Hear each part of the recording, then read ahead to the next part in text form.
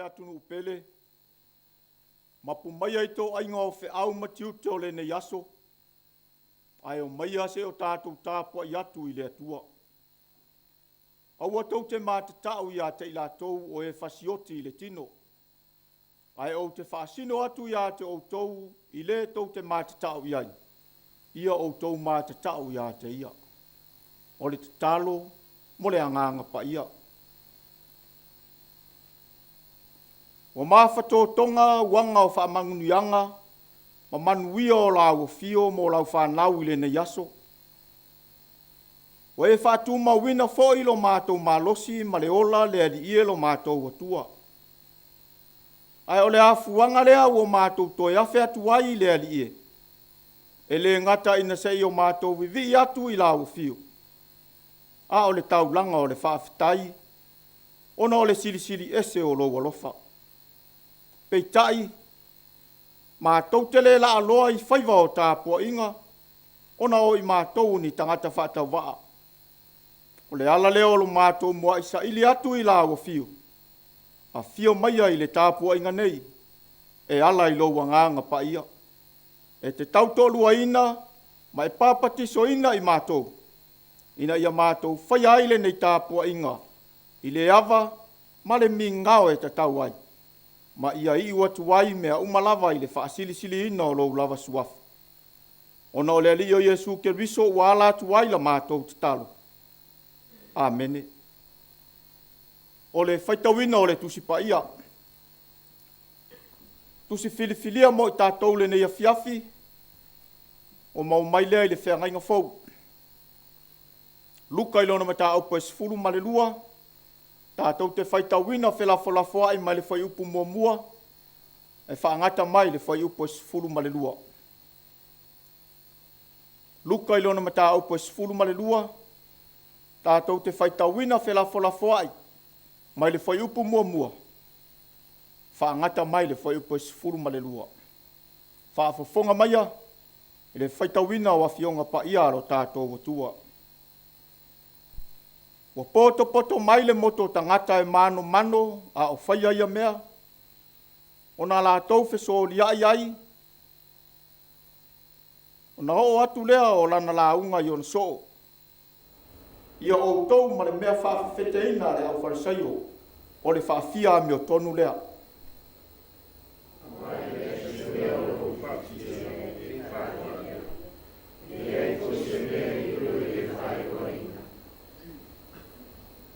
O lea foi, o mea uma ua o tau whai atu ai i le pōuri uli, e longo ina lea i le malamalama.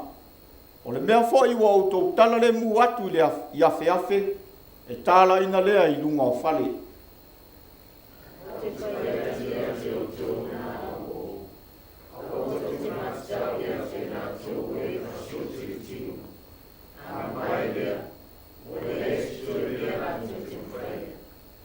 Ai o te whaasino atu ia te o tau i le tau te mātatau i ai. Ia o tau mātatau ia te ia. A mawai o na whasioti e ia. E ana le pule e lafu atu i kena. E moni o te whai atu ia te o tau. Ia o tau mātatau ia te ia.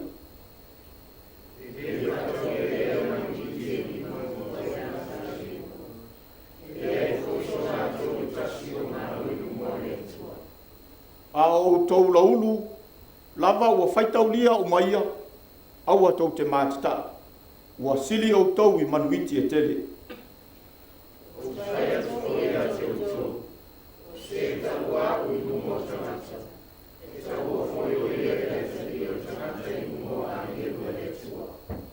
A o le whaafiti mai i a te au i lunga o tangata, e whaafitia o ia i luma o angelu o le atua.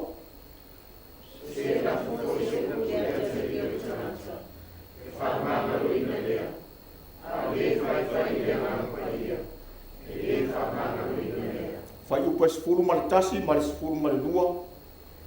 E a taitaina o tau i sunako, ma li, ma whai pule, au atu te popole i sa o tau tali. E whaapewhea, e se a tau te whai atu ai. A waia o a ole a ngāma i a te.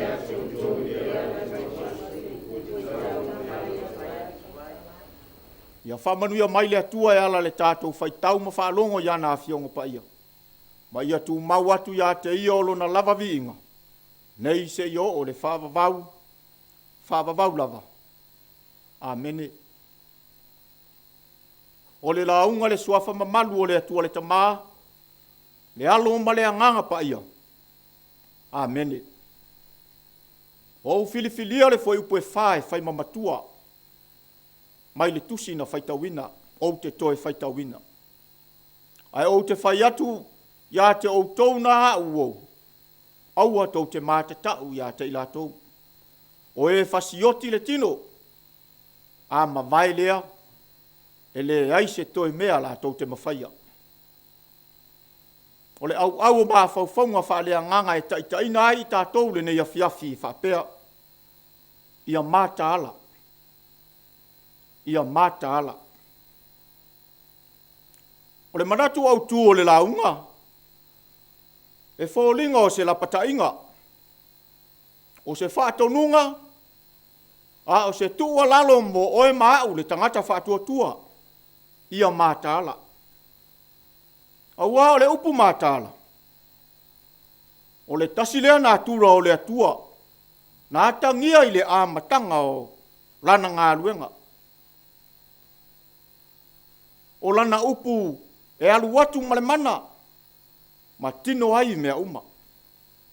Malona nganga na whiawhi o ai, peise i se matangi, na te wha maite i le ola. O na tu mata mangalea, o mea umalava i lona mātanga o fie. O lea mea, malona taimi e tupu ai. O na muli ai lea, o na whaia o le tangata, e whai ma whaatumutumunga o le fuafuanga, ma a vea ai o ia, ma tausi mea o lea lava fuafuanga. Ma le wha moe o le atua. Ia ola. Ia manino e le tangata, na whaia e le atua, o na ola e whai ma vi inga mo ia. O le ata manino lea o le atua e mata ala. O le winga o le manatu. Ona o le upu mata ala, o loo whamatala ina le winga o le atua. Na ia mamanu ina ai le tangata i le amatanga. Ina ia whaatu mawina le mātanga o fia o lana fuafuanga. O lona winga, a tala tala wha umi, ma so a tili le winga loloto le upu mata ala. E peo na wha mamafa i le mata upo le nei Afiafi. Ia ola. Ia poto e ola. Ia mata ala e ola. Awa a mata ala e ola. Lona winga ua iloa. Ma ua ata mai. O loo iai le ola. Ai a le mata ala e ola. Ua mau le ola. O le manatu la ua lunga foi lea. Lea o loo ta ui aia o a onga a Yesu. E pei ona iai le tala sa tātou whaitawina mai le whengainga fau. Ia whao ngā ta tau le ola. O le mea alofa fua i fua le atua mo le tangata.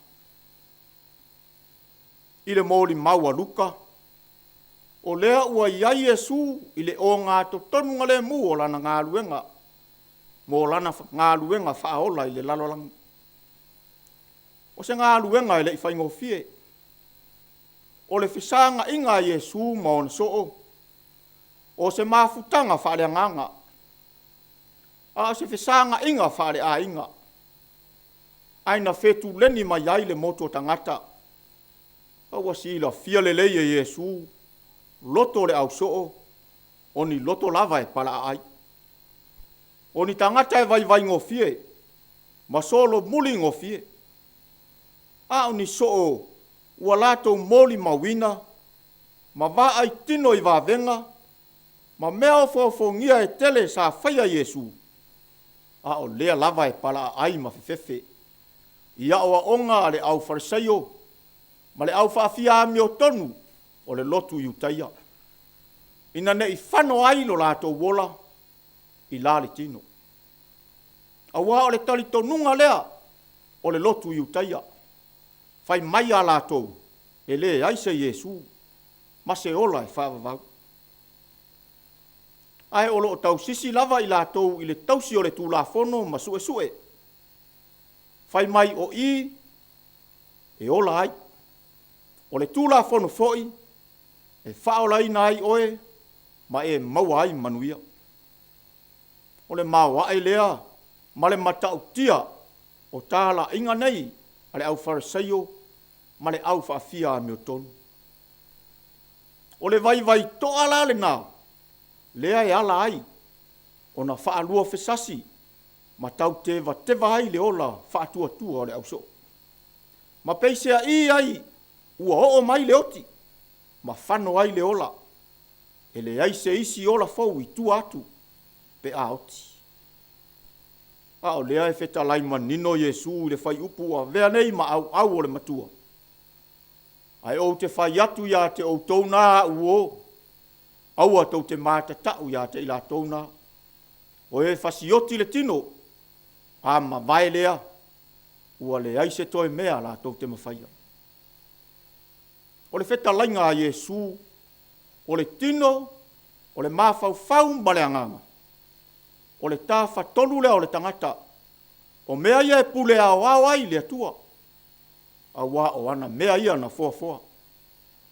Ai peisea i o le winga o le whetalainga a Yesu. Aua tātou te māte tau i mea le lalolangi, o mea le tino, o mea e pala, o mea e mate, e le ai se winga.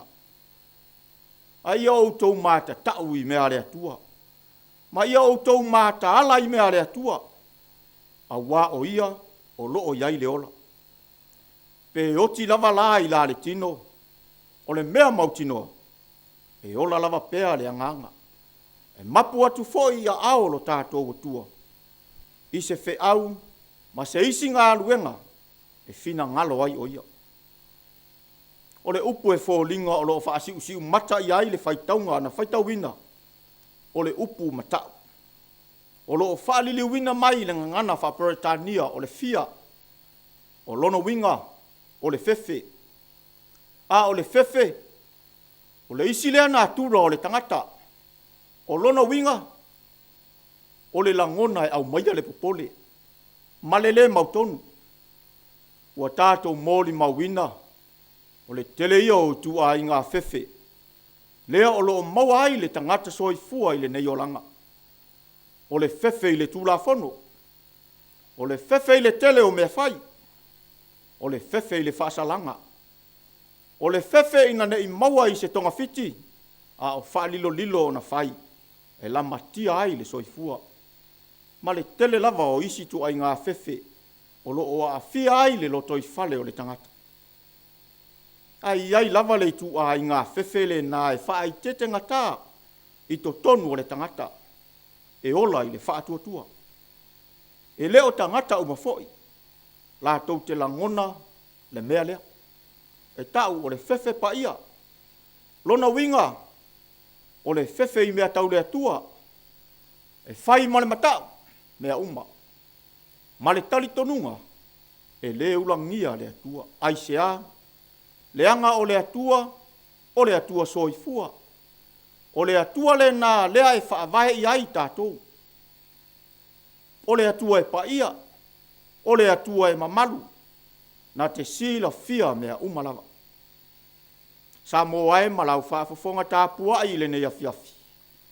O uputu sao lava ia o le tala le lei, ua le o toi whaingo fie nei aso. I le lalolangi o lo o tau soifua ma o tātou wolai. Tai nane le lo toi fale, ma le whaasino manga o i tātou lava ia, ua le o toi whaingo fie. O le fili ma le ti apolo, e le o moe noa, e tau mawhai lava e sa ili se awala, e ta lepe, ma whaaleanga ai lo tātou wola.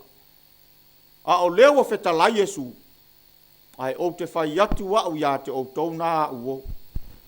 Aua tau te māta tau, aua tau te whewhewe i mea le lalolangi, la tau o e whasioti le tino.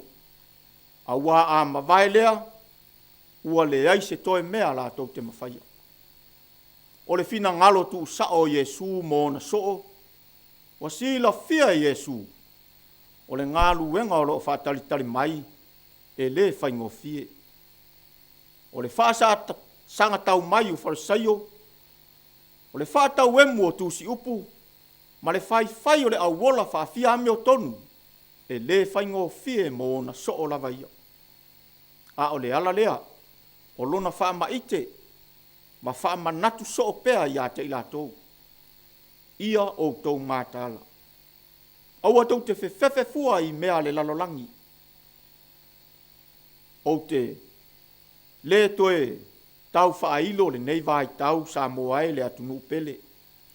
I le mawae ma le matau tia, o le tālau lau o Farisaio matusi upu, wa tumu ai to tonu si o tātou watunuu, ona o le aiata tau, o le pule ma le malosi, wa tātou moli mawina ma vaava ai ai.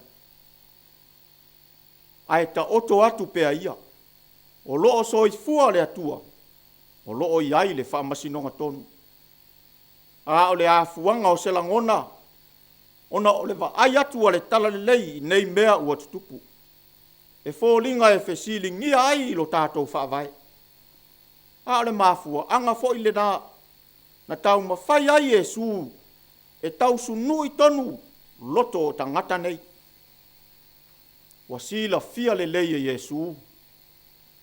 O le au Farisaio tusi upu, ma le au whaafia me o tonu o le lotu iutaia. Tangata ua le ai se fefefe i le atua. Ua le ai se o la matau. Ona o le pule, ma le malosi ua maua. Ua wha mua le manao. Matau mawhai e wha malia le loto. Ai wha tua na i le atua. O le tua lalo le tala le lei Samoa. Ia mata ala. Ia toa lau sila i le atua. Ua o mai i o lau whanua tū maanga. Sa le tatau. O na tātou whaalongo ma vava ai ai. O le tangata. Ua le aise fefe i le atua. E moni le mau. Ua e matua i le tala le lei. A o le whautuanga. E mata ala fo i le fili la tau. O la tātou tā penanga. E le whaale tino. E le whaale lalolangi foi. A o le tā penanga e whaale anganga. Lona ta pena ina. O le tino. O le mawhau ma le anganga. O le tā whatolu o le tangata e ta pena ina e le atua. Tātou te tau ai le taua. Ma tātou sāwa vali ai pea iluma. E ala i le whaatua tua. O le afio mai o Yesu ke riso le lalolangi. O le whaalinga lava lea o le mamalu sili ese o le atua. E la ngona ai e le tangata e ao ona i loa ava. Ma tau atu ia te ia. Ina ua o i taimi o puapua ngāo ke riso. Na ala langa tangata whaamaua lunga. Ma tangata le mi ngāo. Ua le aiso lātou fefefe i le atua ma whai mai a lātou upu. Whaasa tauro ia te ia. I nā whaasa tauro ia i le li. Ai tali Yesu le tali file mu. Lo utamai. Ia e whaamangalo atu ia te i lātou. A wā ua lātou lei loa le mea ua lātou whaia. Samoa malau tāpua inga i le nei Afiafi. Ia tātou māta ala. O le maliu o le tātou wali o Yesu ke riso, malona toe tū manu malo mai le oti ma le tūnga mau. Ua tātou maua ai lona manuia e whaavavau. Pe a whai tātou te talia o ia i le salamo, ma le whaatua whaamaoni. Tu mawatu ia te ia le vi inga, o le whaamanu ma le whanetanga. Nei maso umalava se ia o le whaavavau lava. Amen. Tātou vivi atu i le atua i lona vi inga i se lau viva sifuru. Se lau viva sifuru le pese, tātou pe pese ai.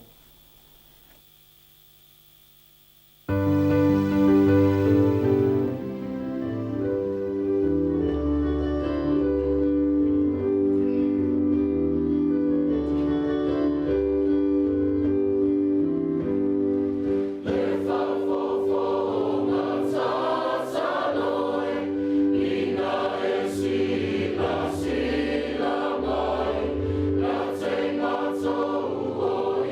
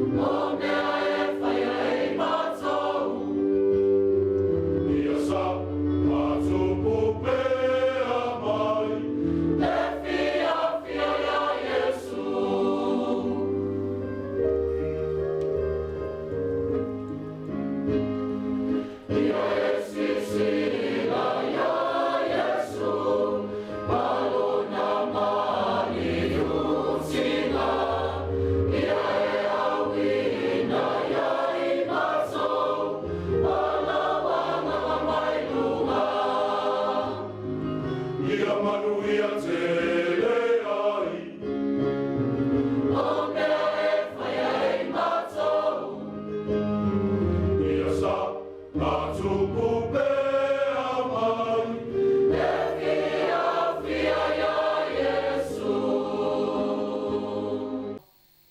le talo le whaafitai, le talo le whaatoisenga, tu ina atu nisi o tātou manao i le atua, ma le talo whamanuia.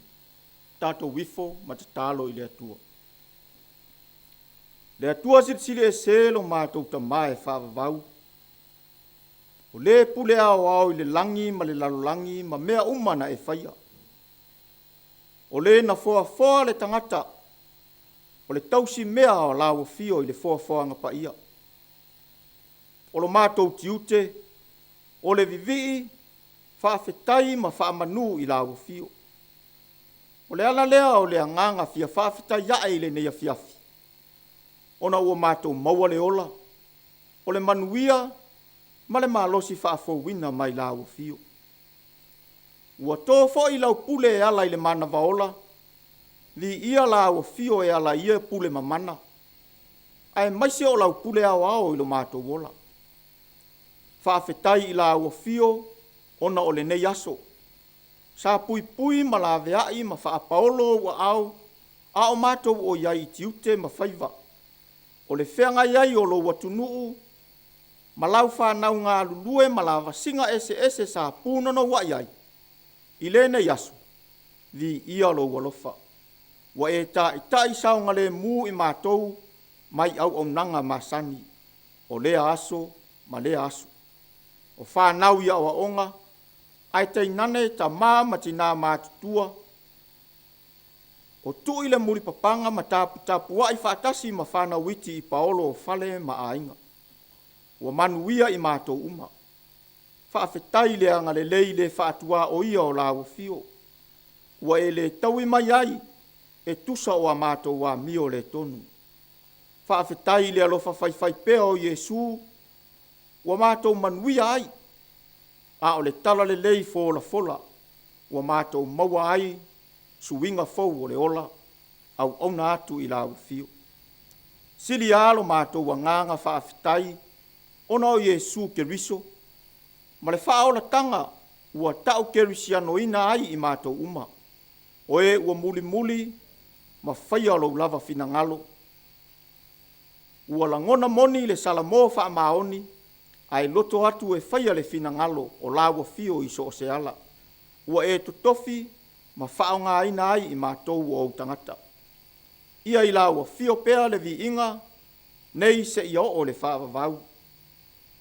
Leli ielo mātou tua, o lawa fio lava e tonu ma sao au whaamasinonga, o mātou i loa lo walofa, a ua mātou whai pea le angasala, o mātou le langona le alofa, tu uawa noa o lawa fio ia i mātou, o mātou wola whaatamala, ma le ola sa au niuni, e mā futa whaatasi ma oelo mātou wali ie e whaavavau. Whaamangare lo mātou wali ie, ona olo mātou whaapalapala, ma le whaafifi le mū, i le ngalue a ina, o le whaamoe le langi, wa uma ona sau nia Yesu Keriso. Le li ielo mātou watua, ia e alofa ma whaamama, ma whaamangalo mai ia te i mātou, ona ua mātou le manatu, ona ua mātou manatu ma mafa, i le alofa tu noa o Yesu Keriso, na ia whaato i lalo ai fili uma, a o mai pea lo wanganga, ina ia mātou i loa o na salamo, ma le whaamaon, fuli tua i le leanga, ai loto atu e whaia o lo fina ngalo e le au noa. Le atua whaafonga tā loe, o lawa fio lava, e malie ai o mātou loto ma manao i mea le lei uma lava.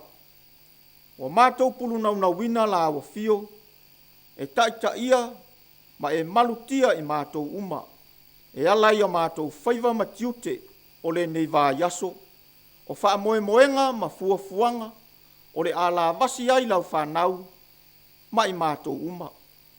Wha paolo a awanga le lei, ta ilo mātou wola, i le ulua i vā yaso o le nei masina, a o tū mau pea lo walofa ilunga ia te i mātou. Ia iai au wha manu ianga ile nei atunuu. Mai lava i ona tai whale malo, tai whale e kalesia, tai whale nuu ma tai whale ainga. A mata mai lava i maunga te tele, se ia o lava i nai a mātou whana witi. Pui i mātou mai whainga tāonga onga o leolanga. La veai i mātou mai wha mai ma wha whita auri ese whano ai. Aua e te tu la fo ina i mātou, nei o mātou whano. Fe soa ni mai lo mātou, le nofo sao ni uni e whetā iai malu i tau o leola. A o i mātou, ia mātou wha moe ma wha talitali le wha sino manga o lo wanganga. Fe soa ni mai le vai o lo mātou wola ngā lulue. Wha malosi mai lo mātou wola saili, la veai i mātou ai wha o sosonga. Mātou ta talo lea li ie lo mātou watua, wha iloa mai lo wanganga mo i mātou i aso uma. Ina ia mātou ngā lulue pea, male mautinoa, o loo e au wai mai i ate i mātou. Lea li ie lo mātou watua, o ia o a mātou ta talo. Patasi male tele o mana o ngalilo, o le loto o le tangata lavaia. Wa mātou tuina atu ia whaia iai o lo lava fina ngalo e le au noa. A o le manuia ma le file mu o la wa fio le atua le tama. Le lofa sili ese o Yesu lo mātou wali ma lo mātou whaole. Ma le maftanga le mo tusia i mātou ma lo lava nganga pa ia. Tu mo maia o mātou lunga, ma lunga o lau whanau uma le lalolangi. Nei maso uma se i o le whaavavau lava. Amen.